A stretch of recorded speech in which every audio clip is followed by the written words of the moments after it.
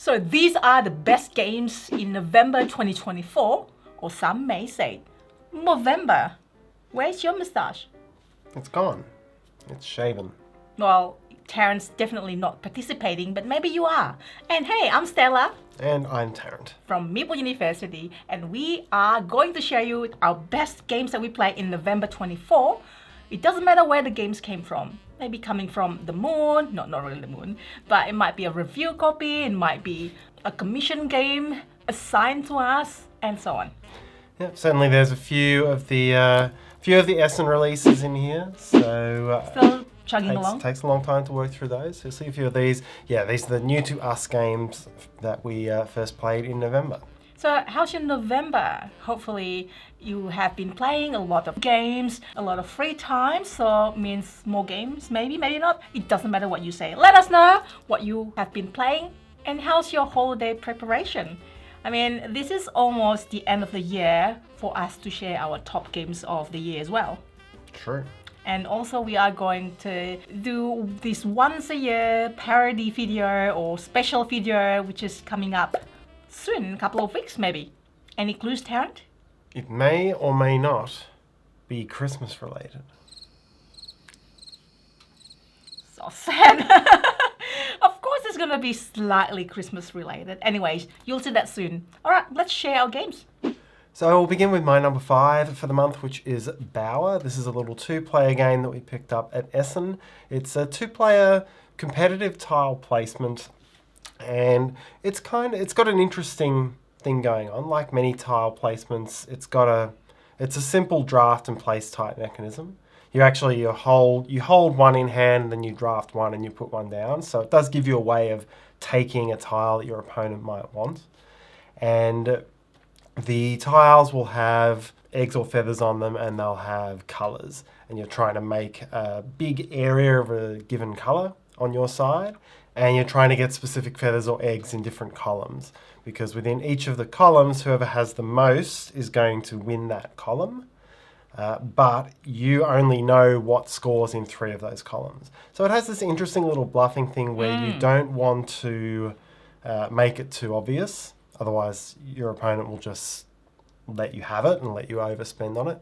But then there's this little kicker in there where you get double points if you win a column 1-0. So if I know it's the yellow feathers column and I win it 1-0, I get 2 points instead of 1. Maybe you can just collect the tile if you can at the last minute, the last turn, but then you don't know if that tile is going to come up or not as a choice, yes. Because it's drafting. Yeah, it's a low-scoring game. It's going to be one of those games that gets that you'll win it like 4-3 or 5-4 or something like that. And I always find the tension in that sort of game to be quite interesting as well. So yeah, it's a clever little game, Bauer. Still higher scoring than Ark Nova when you can get negative. Well, that's true. So it is a fun game. I actually picked it up at Essen without Tarrant's approval. I just took it. Yep, I think it's gonna be fun to play a game. My number 5 is Intarsia. This is a game by Deep Print Games and Pegasus Spiel, and designed by Michael Kiesling, the Azul guy. Yes, and you can very much see the Azul flavour in this game in the way that you're collecting or using sets of, in this case it's sets of coloured cards to buy pieces of that colour and try to build something up in a grid. This has got some layers of strategy that I didn't realize until I played it, and then because there's kind of a contract fulfillment in a way. Whoever gets to that, you gain the cards first, hence gains the points, and there's contract fulfillment that does combo with each other. So almost like step 1 you have 1 full flower for example, and then another one 2 full flowers. But the very interesting thing, what I love about this game, is that you try to combo your action as best as you can. So when you play cards, depending on how many or which part of the flower, I call it flower. Yeah, they're actually tables and ornaments, but they do kind of look like flowers. Yes, so let's just say flower. So which flower you play, the more cards you play, the more cards you get back. So if you can plan ahead and keep getting more and more cards and then playing things in the right order, then you keep feeding your hands with new cards. Otherwise, you don't draw cards. You just like until you're out of cards and then that's end of round. But then when you plan ahead which one you're going to do first, and then that gives you another color. And with those cards, then you can play another flower part. And that's how you combo things better than if you don't plan. I also like the components. It's wooden components. It's a lot of components, a lot of beautiful looking like table ornament, flower petals, which make really great table presents. Yes, they all link together and they are tables. So they are tables on tables. My number 4 for the month is Saltfjord. This is a mid-weight Euro Essen release. It is a re-implementation of the dice grid drafting and building placement mechanism of Santa Maria from a few years ago. So it is a game where it's a dice drafting game fundamentally. So that is the main interaction with your opponents, is that you're trying to get the dice that you specifically need to activate columns or rows in a 6x6 grid that you personally have. That grid will have various buildings in it that you'll activate, and the more buildings you add to it, the more stuff you'll activate on each turn. And then you use those buildings to go fishing, get resources, fulfill contracts, stuff like that, and convert all of that into points. So I remember playing Santa Maria, and I remember enjoying the grid mechanism. It had a good mix of the competitive drafting with the individual puzzle. And I do like that the things that essentially everything around that mechanism has changed, and there's more interesting tracks and things to do than there were in that original game. So it's a good re-implementation. Yep, a really great game, really great artwork. And the dice drafting is really, it's just so many great choices. Like often because you need to activate your own grid by taking the dice, and then you're activating that row or column, depending what dice you get, and you put the dice on the last tile that you have, so that when you activate it again, you can't activate that thing. So tile placement also important on your own board, so that's really important part of the game. My 4th game is The Lord of the Rings, Duel for Middle-earth, which is the re-implementation of Seven Wonders Duel and also 2-player version of Seven Wonders. Yes, so this is it's very much a re-implementation of Seven Wonders Duel. It's not a reskin, so there are some changes here. Ultimately, the card drafting mechanism stays the same, but now really the major things that have changed, there's no longer a victory points win, and the military is more of a 2-dimensional board, little map, rather than a 1-dimensional line. There's area control as well. So what I love about this version is that the tug of war is... You don't have to love Lord of the Rings, by the way. So I did watch Lord of the Rings. I'm not a super big fan. I do love it. And one person is the Sauron and the other one is the Hobbit. So the Sauron player would need to chase the Hobbit. So there are different win conditions. So that is one win condition. When you take certain cards, you move your character in this non-gimmicky, I call it non-gimmicky, it is really cute, this clear plastic thing to chase the Hobbit. And the other win condition is have certain tokens in the board. So like all the board or like certain numbers in certain areas. Yep. And there's a science win as well, or the equivalent right. of the science win from Seven Wonders Duel, but you can also use that to build up special powers that give you more influence on the board. So it's a well-paced game in that way. It ends up being quite explosive in that final round, looking for key things that will drive you to that victory. And it's a bit more forgiving than Seven Wonders Duel in terms of the resources that you don't get early on. Oh, I love that one. It's not going to cost you as much as it does in Seven Wonders Duel. Yeah, there's tug of war, a bit of tug of war. And the Wonders, it's no longer giving you points, so it's giving you tactical strategy on the board for area control and other things.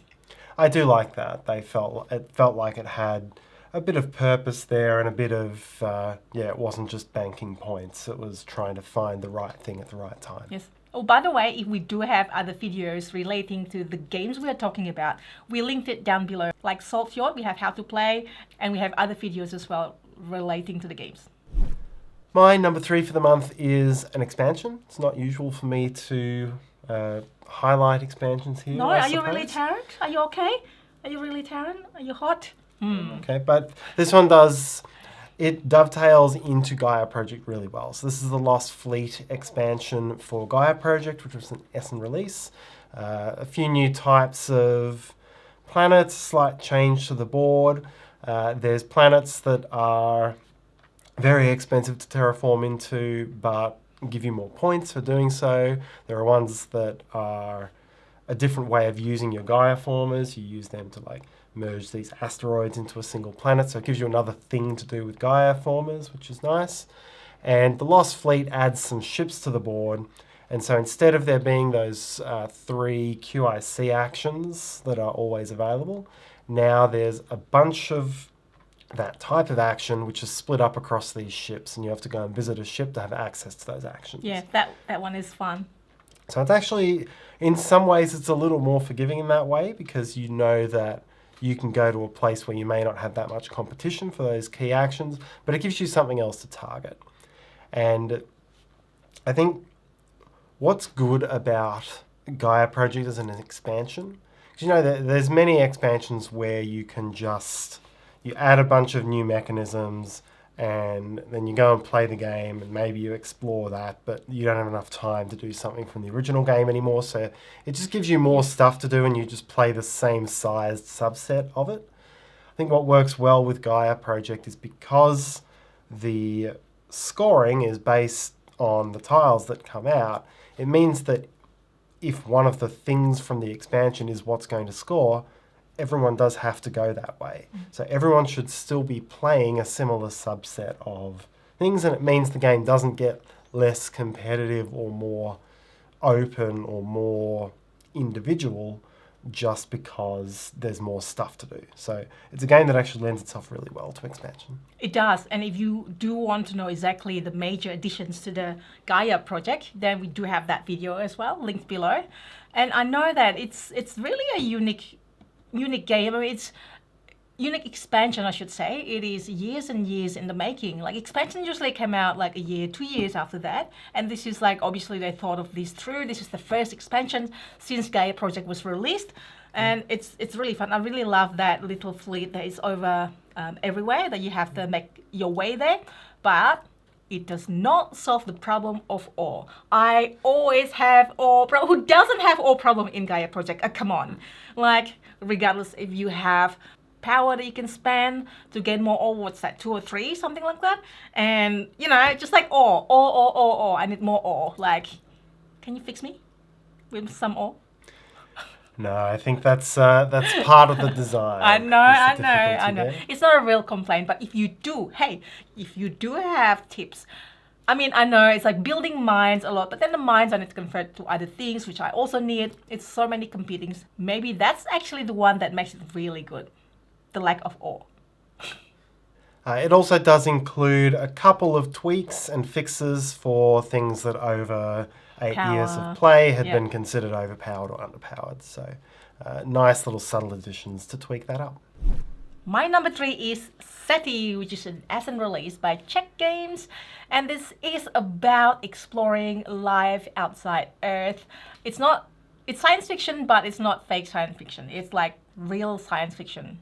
I mean, it's science inspired. Science inspired. There's no fake science fiction. What am I talking about? Well, they made up some aliens here. Yes, that's actually true.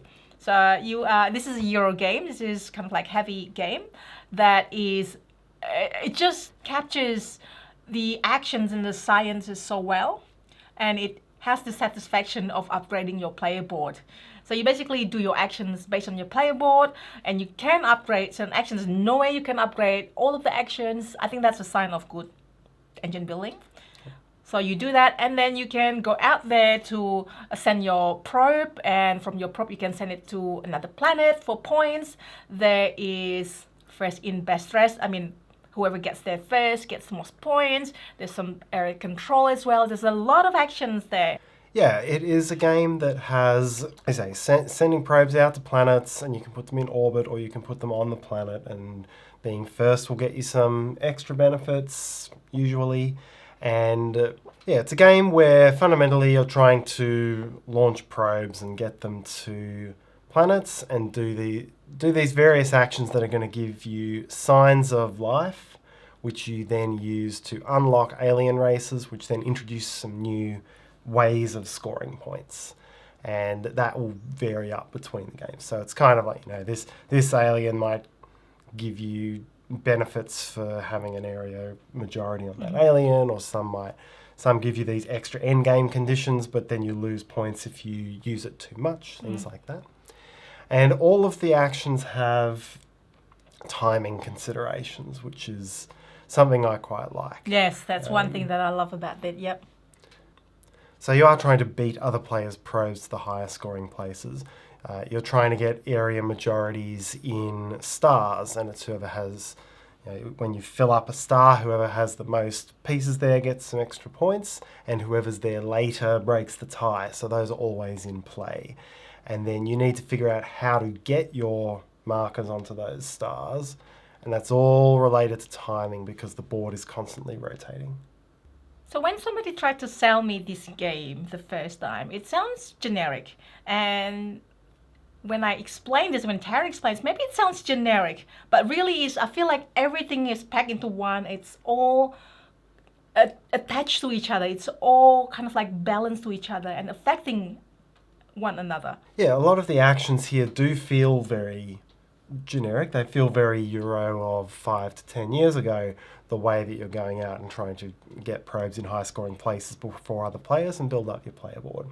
And really it's all about the rotating solar system. That's the critical part of this game, because you're constantly taking actions that are rotating the solar system, and that moves all the pieces. It moves where you are relative to different stars. And it's those relativities that you have to pick the right times to do certain actions, because Be cheaper, yeah. There's a timing element in that as well that is quite unique, and then everything is combined, but it on its own is not like that special. It's not in a bad way, but everything combined then that makes this game special. Number 2 for both of us is Black Forest. It's a successor in many ways to Glass Road. Yes. It has a very similar resource wheel mechanism. This was another one of the big Euro Essen releases. And for some reason, my brain went to the cake Black Forest. When I mentioned the game, I was like, I'd like to eat Black Forest, please. Thank you very much. But this is completely different. It has got forest. And I don't know why the cake is called Black Forest. It's black, but then there's no forest. Nothing foresty about it. It's cherries. They grow on trees in Farms. forests. It's farms, not forest. I don't know. Anywho. We like this. This is our number 2 of the month. And this is Uwe Rosenberg's fine work, and I love it because it is such a engine building and resource management is the unique part of the game. That's what I like the most, which you have just mentioned. Thank you very much, Tarrant. This game does have the same sort of flow and vibe as a lot of recent Uwe Rosenberg farming games, and this was co-designed with Tito Lorenz as well. Yeah, it felt a bit like Atua in the way that you were building up a personal tableau of spaces where you could put stuff, and then using that stuff to drive your other actions. And then the choice of actions, as it has been in many of his games since A Feast for Odin, was pretty broad. You could usually go off and do a lot of your own kind of thing and manage your resource wheel. There was just enough in there to keep it competitive, so periodically, players have the chance to swap locations of action spaces around the board, or race each other to a place that's going to be worth a lot of resources, or to go in and block something to get bonuses. So just enough interaction there to say that there's some interaction, but ultimately it's a really fun little personal puzzle to play as well. It does have this Agricola feel because there are many buildings. It's like a stack of buildings that you can choose to build. But at least this one is categorized by what resources actually you need to build those buildings. And there's also a different part of the board that has the building more for the end game scoring. Yes. building. But yeah, there's a lot of them that's like once-off power, there's ongoing power, passive power, and so on. It's like, I was like, very juicy building. It's like one of those buildings that you just want to build straight away, but you gotta have to work pretty hard to get them. Yes. And that resource management is my favorite because it's like which resource you spend first before the other one is also matters. If you have certain resources, number of certain resources, and you gain glass, and then sometimes you always want glass, but sometimes you want the other resources first before getting the glass, because you spend all of the resources, convert to glass. But the way it is in the wheel, it's really unique. And so we're back for my number one of the month. It was SETI. I really enjoyed this game. I think I explained a lot of why I enjoyed it in Stella's segment. But yeah, for me, it worked really well. It took a lot of mechanisms that have been tried and true in Euros and linked them up really elegantly with the rotating solar system to provide the timing pressure that made all of the sequence of actions you were doing a really interesting puzzle to do. Well put, Tarrant. There's enough things on the board where someone can get in your way. Once the aliens come out, there'll be spaces that all players want, and you need to choose whether to go there sooner or later. As you're resolving the area controls on the different stars, some people want certain stars more than others because they contribute to endgame objectives. Some just want to get the points off the stars. Some just want to get little bits out there so that they're getting constant benefits. It has all of those in it. It has a score early to score late mechanism. So if you focus on engine building early on, whoever gets the points first gets to choose endgame scoring objectives first, and that can have a big impact later. So it just clicks all those things together and does it in a really clever way. Yeah, that score is really fun because, like, okay, what do I want to score now? Why can't you just like score later? Yes, you want to do that because you get to choose something first. Yes. And last but not least, you've seen this before, Salt Fjord is my number one. I really love this game. I didn't actually remember much Santa Maria, but all I know is I love this game. The dice drafting is so good, and the fact that if you pass first, I like this mechanic, right? If you pass first, you get to choose the action that's available, and some of them are really powerful, and some is probably not as powerful, but you really need it at that time. And I feel like the round is just not enough to do everything that you want. Like, you want to focus on building your tableau so that you're activating more things on your turn. But you also want to send your ships away to get fish and then points, and you also want to upgrade your track to get great upgrades and then enhance your other actions. Is that all really great, plus really great artwork. I really love Salt Fjord.